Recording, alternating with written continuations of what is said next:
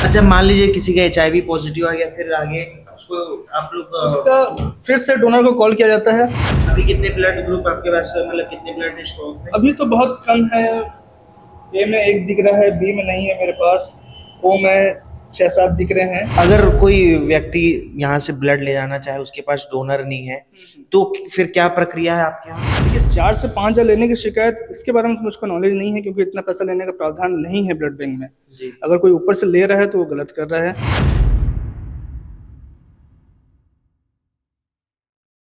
नमस्कार, आप देख रहे हैं वोकल टीवी। मैं हूं आपके साथ प्रियांशु कश्यप और अभी हम मौजूद हैं आरसी ब्लड सेंटर में, जो न्यू राजेंद्र नगर रोड में है। और यहां जानेंगे कि क्या जो ब्लड सेंटर्स हैं उनको लेकर बहुत सी अभी जो सुगबुगाहट सी है कि तमाम तरीके के जो ब्लड सेंटर्स हैं वहाँ जो मरीज हैं, मरीज के पेशेंट हैं, उनको परेशान किया जा रहा है डोनर के नाम पर, या तो ब्लड डोनेट करने के लिए फोर्स किया जा रहा है। ये तमाम तरीके की जानकारी जानने के लिए हम मौजूद हैं आरसी ब्लड सेंटर में। इसके संचालक दीपक कुमार जी हमारे साथ मौजूद हैं। दीपक जी, विस्तार से बताइए कि ब्लड डोनेशन की प्रक्रिया क्या है, मशीनों जो है एलाइजा या रैपिड, किस तरीके से कौन कौन सी मशीनें यूज होती हैं? देखिए ब्लड डोनेशन की प्रक्रिया तो बहुत आसान है। जब ब्लड डोनर आता है उसका टेस्ट किया जाता है, एक मेडिकल एग्जामिनेशन होता है जिसमें देखा जाता है कि वो देने लायक है या नहीं है। क्या पैमाना है? पैमाना ये है कि 18 से 60 साल का उम्र होना चाहिए, हीमोग्लोबिन 12.5 होना चाहिए, वेट मिनिमम 45 केजी होना चाहिए, करंट में कोई बीमारी नहीं होनी चाहिए, बस। अच्छा। जी हाँ। जो मशीनें हम देखना चाहते हैं कि क्या क्या हाँ, मशीनें यूज। मशीनें मैं आपको दिखा देता हूँ। जी। ये आरसी ब्लड सेंटर के जो अंदर हम लैब की तरफ जा रहे हैं, यहाँ देखेंगे कि कौन कौन सी मशीनें हैं और किस तरीके से जो पूरी जो कह सकते हैं कि प्रक्रिया है, इसको हम जानेंगे आज यहाँ। ये हमारा रजिस्ट्रेशन रूम है। जी। यहाँ पे जब डोनर आते हैं तो उनका यहाँ पे एज रजिस्ट्रेशन होता है, उनका फॉर्म फिलअप किया जाता है।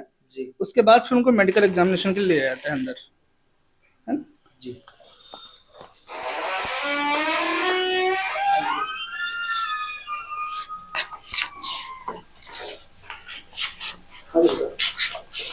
ये हमारा मेडिकल एग्जामिनेशन रूम है।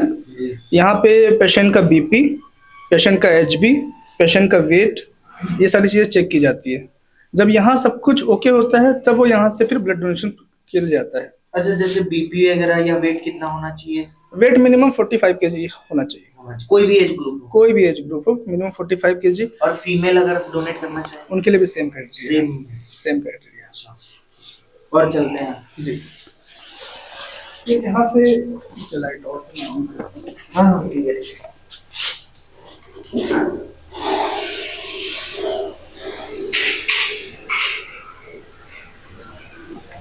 फिर यहाँ पे होता है ब्लड डोनेशन। अच्छा जी। ब्लड डोनेशन पे बैग्स अलग अलग आते हैं उसमें। जी। बैग्स होते हैं सिंगल बैग। सिंगल बैग मतलब उसमें होता है 350 ml, हाँ हाँ। वो होता है होल ब्लड। फिर एक और होता है डबल 350 ml। उसमें क्या बनता है, पीआरसी भी बनता है, उसमें एफएफपी भी बनता है। उसके अलावा भी बनता है 450 ml। 450 में भी दो कैटेगरी है, उसमें एफएफपी बनेगा या पीआरसी बनेगा। और एक ट्रिपल बैग होता है 450 ml में ही, जिसमें एफएफपी बनता है, प्लेटलेट बनता है और पीआरसी बनता है। ये हम लोग अपनी रिक्वायरमेंट देख के या हॉस्पिटल की रिक्वायरमेंट देख के वो डिसाइड करते हैं कि क्या बैग हमको लेना है। ज़्यादातर 45 से 55 के वेट में हम लोग केवल 350 ml ही लेते हैं। 55 से ऊपर फिर 450 ml ले सकते हैं। और आगे जो लैब है, पूरी प्रक्रिया है, उसको हम देखते हैं। ये क्योंकि मैं अभी ब्लड डोनेशन के बारे में बता रहा था आपको, जी।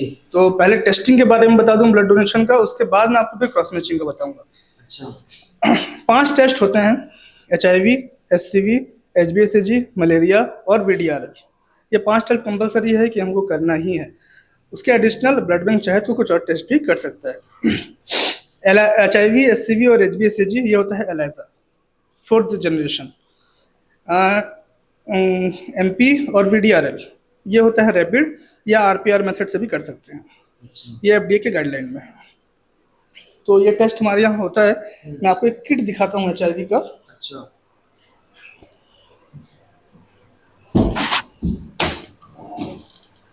ये ऐसा किट आता है।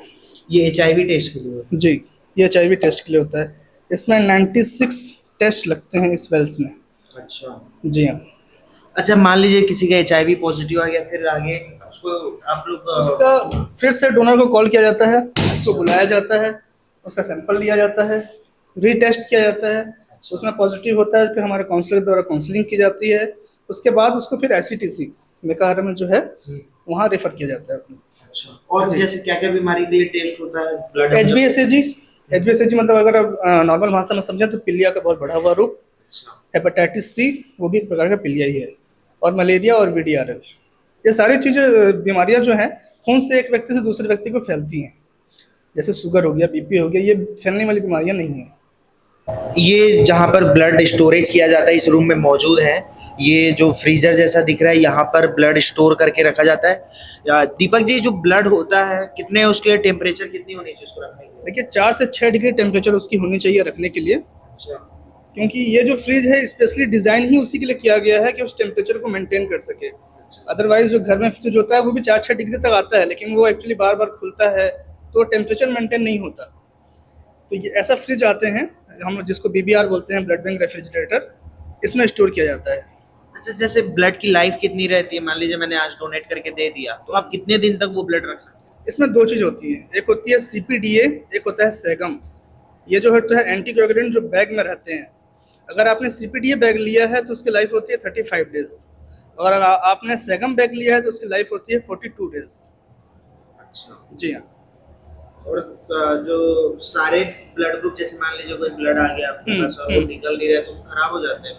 ऐसा तो होता ही नहीं है, अच्छा, क्योंकि अगर आपके पास 42 डेज है तो एनी हाउ निकल ही जाता है।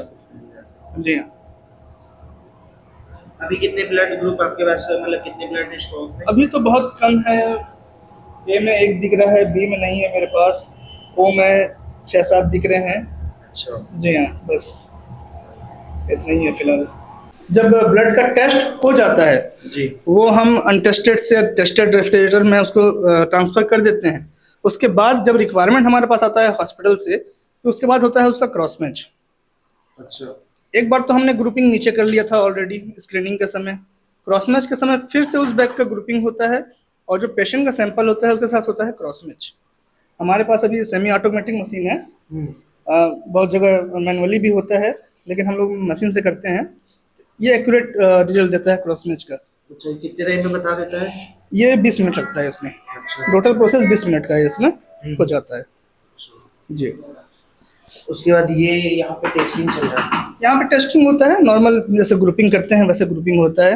एंटीजेंस हैं, ये पेशेंट के सैंपल्स हैं। ऐसा कुछ रिक्वेशन फॉर्म आता है हॉस्पिटल से कि उनको क्या चाहिए, कितना चाहिए, उसके अकॉर्डिंग फिर उनको ब्लड दिया जाता है। रूम में जहाँ मौजूद है, कंपोनेंट में क्या क्या प्रक्रिया होती है? देखिए कंपोनेंट में ये एक ऐसी मशीन आती है, अलग अलग कंपनियों के मशीन अलग अलग ब्लड बैंक रखे होंगे। हमारे पास एक्मे का ये रेफ्रिजरेटर है। रेफ्रिजरेटर सेंट्रीफ्यूज इसलिए बोला जाता है क्योंकि वो टेम्परेचर को मेंटेन करके रखता है जिस टेम्परेचर को ब्लड को होना चाहिए शुरू से लेकर लास्ट तक। इसमें अलग अलग प्रोग्रामिंग है, आपको क्या बनाना है, प्लेटलेट बनाना है, एफएफपी बनाना है या पीआरसी बनाना है, जो भी है उसके अकॉर्डिंग प्रोग्रामिंग चूज करके बैग को उसमें डाल के उसको सेपरेट किया जाता है। तो रेफ्रिजरेटर और इसमें क्या अंतर है? ये मिक्स करते हैं क्या? नहीं, एक्चुअली होता क्या है, आरबीसी का भार ज़्यादा होता है, प्लेटलेट का उससे कम होता है, प्लाज्मा का उससे कम होता है। तो जब आप सेंट्रीफ्यूज करते हैं तो आरबीसी नीचे सेटल डाउन हो जाता है, प्लेटलेट बीच में बफी कोट में आ जाता है, उसके ऊपर चला जाता है प्लाज्मा। उसके बाद उसको सेपरेटर के द्वारा पुश करके प्लाज्मा अलग किया जाता है और एफएफपी को अलग किया जाता है। अच्छा, जी हाँ। तो ये फिर पूरी प्रक्रिया है। हाँ। अच्छा, ये तो हो गई प्रक्रिया की बात। अगर कोई व्यक्ति यहाँ से ब्लड ले जाना चाहे, उसके पास डोनर नहीं है, तो फिर क्या प्रक्रिया है आपके यहाँ? देखिए मेरे पास जैसे स्टॉक है, उस ग्रुप का ब्लड है, तो जाहिर सी बात है वो तो उनको मिल जाएगा। लेकिन नहीं है तो जाहिर सी बात है हमको बोलेंगे कि अगर आपके पास सेम ग्रुप का डोनर है तो आप ले आइए, हम करवा देंगे।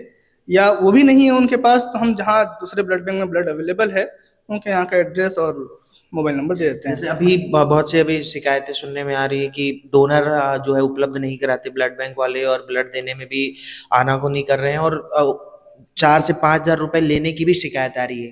तो आप किस तरीके से देखते हैं? देखिए 4 से 5 हजार लेने की शिकायत, इसके बारे में तो मुझको नॉलेज नहीं है, क्योंकि इतना पैसा लेने का प्रावधान नहीं है ब्लड बैंक में। अगर कोई ऊपर से ले रहा है तो वो गलत कर रहा है। दूसरी बात, डोनर के लिए आप फोर्स नहीं कर सकते किसी को। अगर आपके पास स्टॉक है तो आपको देना है, नहीं है तो उस कंडीशन में आप बोल जरूर सकते हैं उनको कि भैया आप डोनेशन की व्यवस्था कीजिए। अगर वो नहीं कर पा रहे हैं तो आपको बस उनको सलाह देनी है कि आप किसी और ब्लड बैंक में जाके पता कीजिए। ऐसा है। हमारे साथ मौजूद थे दीपक जी, जिन्होंने बताया पूरे ब्लड डोनेशन की पूरी प्रक्रिया को विस्तार से। और इनका कहना है कि यहाँ कोई ऐसी बाध्यता नहीं है कि अगर आपके पास डोनर नहीं है तो आप यहाँ से ब्लड नहीं ले जा सकते। अगर बाकायदा ब्लड यहाँ उपलब्ध है तो आप निश्चित तौर पर यहाँ से ब्लड ले जा सकते हैं। फिलहाल के लिए इतना ही। मेरे सहयोगी अभिषेक दास के साथ प्रियांशु कश्यप, रायपुर, छत्तीसगढ़।